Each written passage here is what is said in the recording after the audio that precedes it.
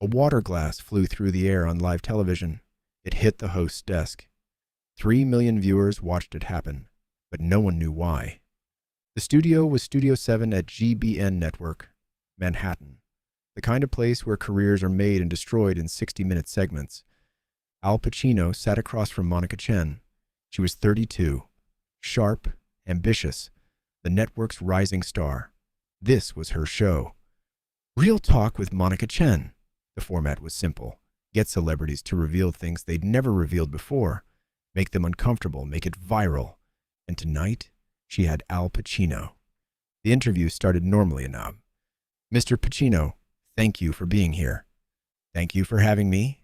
Monica smiled, the smile that had launched 1,000 think pieces about authenticity in media. You're here to talk about your new film, The Last Stand. But I want to start somewhere else. Pacino's eyes narrowed slightly. Just slightly. Where? Your personal life. I'm here to discuss the film. I understand. Monica leaned forward. But our audience wants to know the man behind the legend. The real Al Pacino. In the control room, the director was loving it. The tension, the discomfort. This was gold. Pacino shifted in his seat. What do you want to know? You've never been married. You're 83 years old. You've had relationships, children, but never marriage. Why? The question hung in the air. Pacino was quiet for a moment. That's personal. But it's interesting. Monica's smile never wavered. You've played so many romantic roles, passionate characters. Yet in real life, you've avoided the ultimate commitment. Our viewers are curious. Let's talk about the film. We will. Monica glanced at her notes. But first, are you lonely? Living alone at your age? Something flickered in Pacino's eyes. The audience at home couldn't see it, but the crew in the studio could. I'm not lonely. But you are alone. There's a difference, isn't there? Monica was pushing now. This was her style. Push until something breaks. Can we discuss the film? Pacino's voice was still controlled, still polite. Of course, but I think our audience relates to this. Everyone fears being alone as they age. You're a public figure who's chosen that path. Why? Pacino looked at her. Really looked at her. I haven't chosen to be alone. I've chosen not to perform my private life for public consumption. Interesting distinction. Monica made a note. Performative. For the camera. So, you do feel alone? I didn't say that.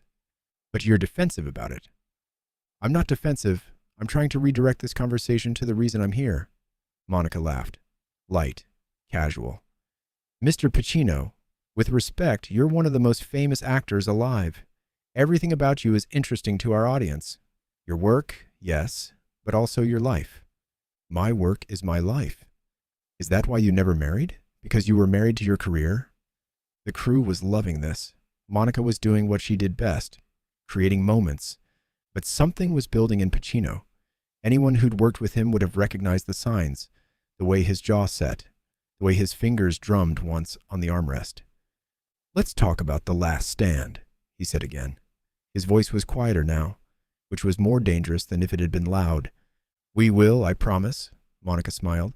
But one more thing. You have children from different relationships. Do they talk to you? Are you close with them? Or has your career created distance there too? That was the moment.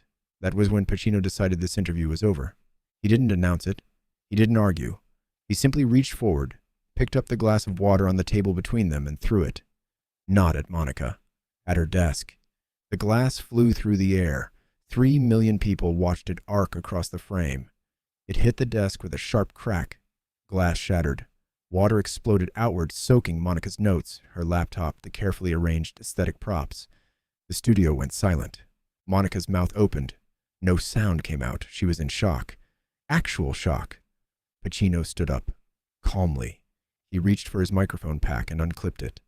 The interview is over, he said. His voice was steady. Not angry. Not yelling. Just final. Mr. Pacino? Monica found her voice. We're live. I know we're live. Pacino set the microphone on his chair. That's why I'm doing this now, so 3 million people can hear me say this. He turned to face the camera directly. Not Monica. The camera. You want to know why I never married? Why I keep my personal life private? This is why. He gestured to Monica, to the set, to everything around them. Because the moment you give people access to your private pain, they turn it into entertainment. They package it, sell it, make it about ratings and viral moments. Monica was recovering now. Mr. Pacino, I'm just asking questions, our audience. Your audience doesn't need to know why I'm alone. Your audience doesn't need to know about my relationship with my children.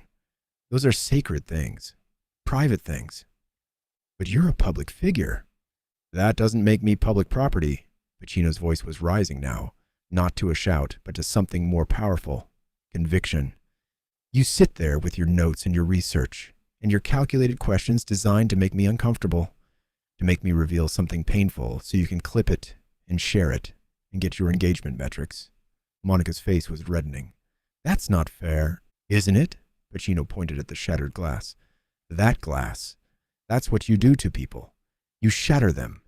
Then you clean up the interesting pieces and throw away the rest. The control room was in chaos. The director was screaming into headsets. Go to commercial. Go to commercial now. But the show was live, and cutting away would only make it worse. Monica tried to regain control. Mr. Pacino, I understand you're upset, but I'm not upset.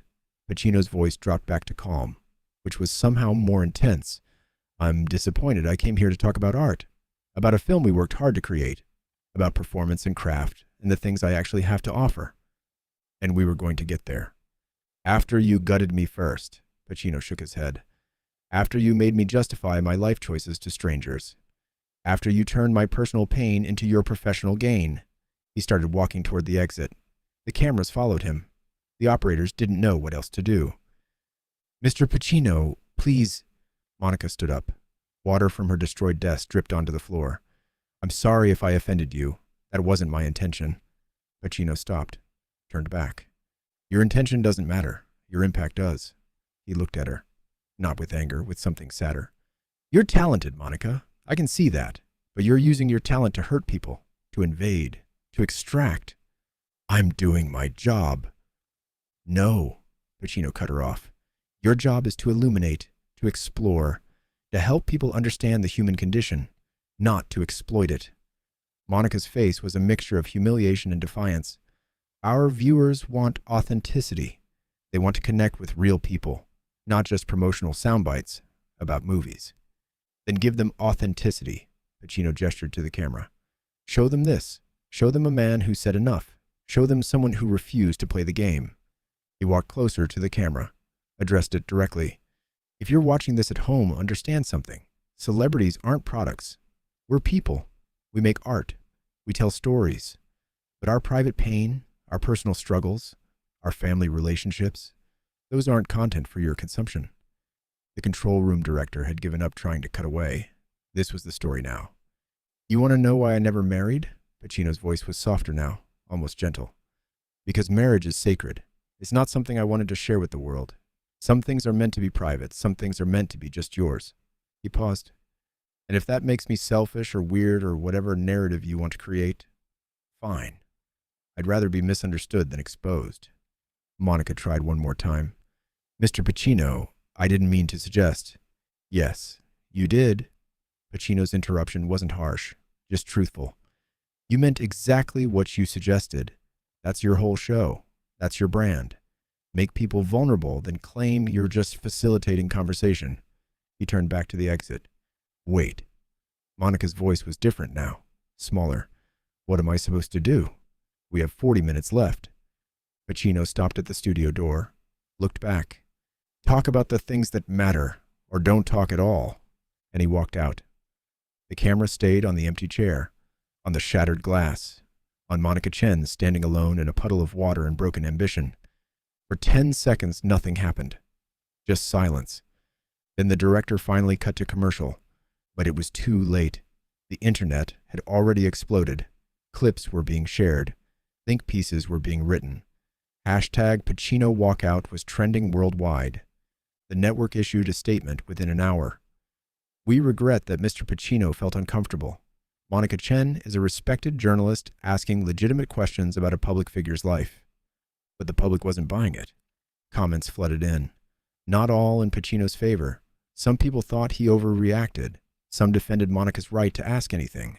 But most people recognized what they'd seen. They'd seen someone draw a line, someone say, "this far and no further." Monica Chen's show was never quite the same after that night. The network kept her on. She kept doing interviews. But there was always a shadow over it now, because people remembered the glass. They remembered the moment when a legendary actor chose dignity over publicity. 6 months later, Monica Chen reached out to Pacino through intermediaries. She wanted to apologize. Properly. Off camera. Pacino agreed to meet her. They met at a quiet cafe in the village. No cameras, no microphones. Just two people. "I'm sorry," Monica said. "I was so focused on making good television that I forgot I was talking to a human being." Pacino nodded. "Thank you for saying that. I've been thinking about what you said, about using talent to hurt people." She looked down at her coffee. "You were right." "I wasn't trying to hurt you either," Pacino said quietly. "I was trying to protect myself, and maybe teach a lesson in the process." "Did it work?" "I don't know." "Did you learn anything?" Monica was quiet for a moment. "I learned that not everything needs to be content, that some things should stay private, that access isn't the same as insight." Pacino smiled. "Then the glass was worth it." They talked for another hour about journalism, about performance, about the line between public and private.